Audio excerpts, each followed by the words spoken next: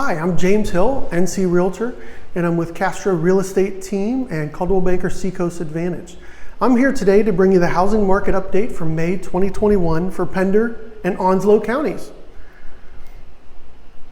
So we're going to go back and look at the last 3 years to compare May to May, because I don't want to compare a winter month to a summer month, which are going to be significantly different in trends for how people move or how people live and the cycles of the market. So in 2019, just a little factoid for you, 728 homes closed between all brokerages, all real estate agents, all buyers, all sellers. They were listed in the multiple listing service.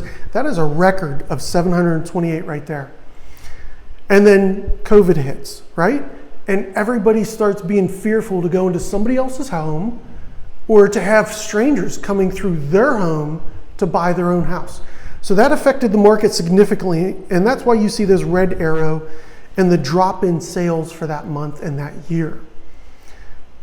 Fast forward to this year, May of 2021, we're up 23.7% with 758 homes sold. And that's a record again. As we look at the volume in millions, we have 205.5 million, up 51% from the previous year.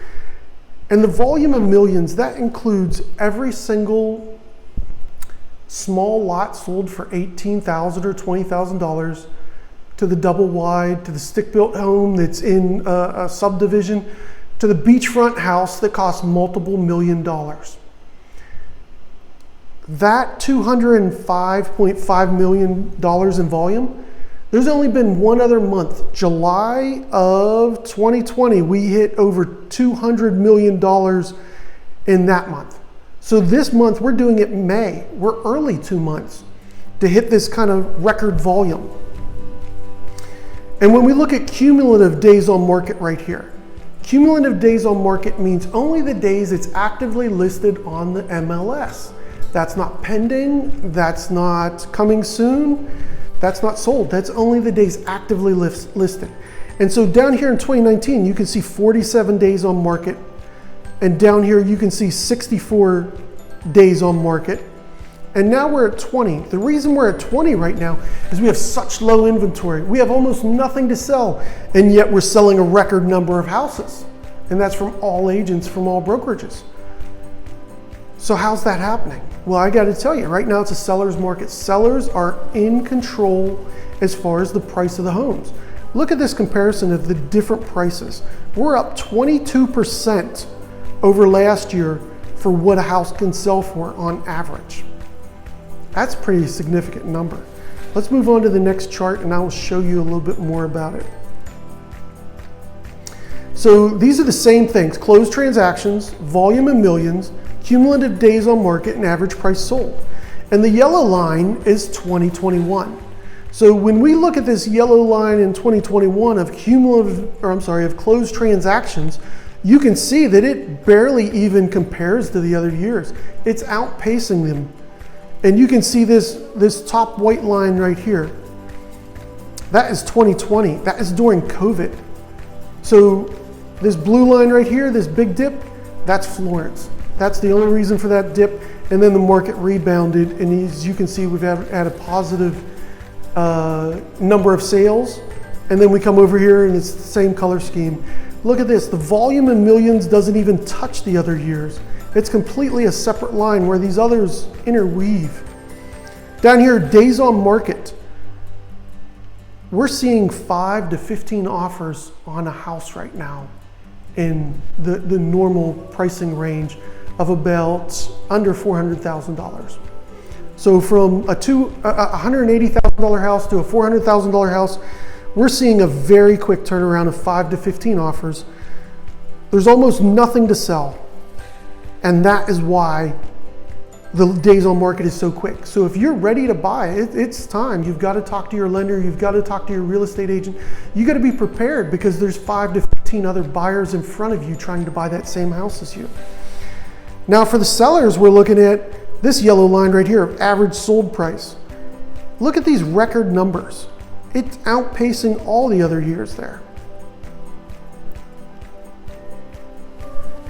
Now, as I was saying, there's nothing to sell.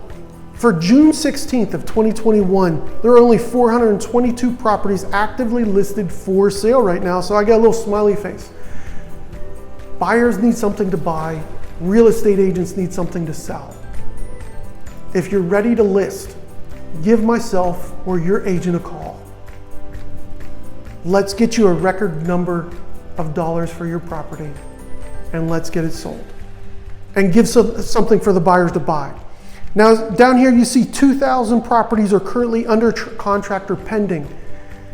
Now, what that means is a resale house takes 30 days to close. So a house that somebody currently lives in, if they're reselling it, usually from contract to close is about 30 to 45 days.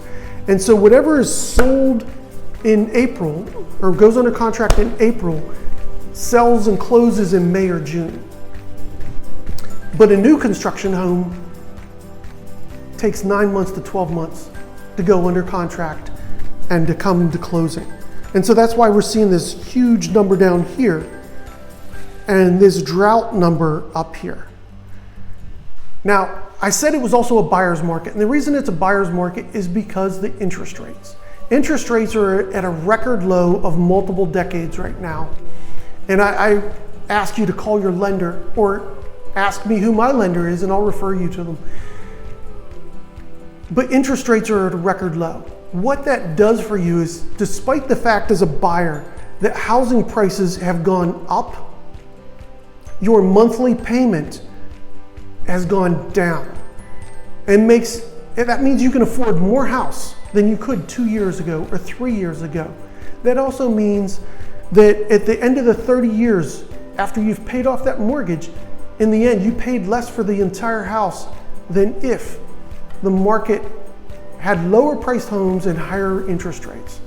So it's still a buyer's market and a seller's market simultaneously, which is a rare phenomenon. And until interest rates go up, we're going to continue to see these trends. We're going to see a strong buyer demand. One of the reasons we see a strong buyer demand right now is there are 4% greater millennials out there in the population base than there are of the baby boomers. That's right, millennial generation is 4% larger than the baby boomer generation. Millennials are moving out of their parents' homes, they're moving out of their roommates' places, they're starting to get married and have children. They need houses. Contractors, builders, they're about 10 years behind in keeping up with the supply based on the population growth of these millennials. Baby boomers are living longer and we're happy about it. And so baby boomers still need a house too.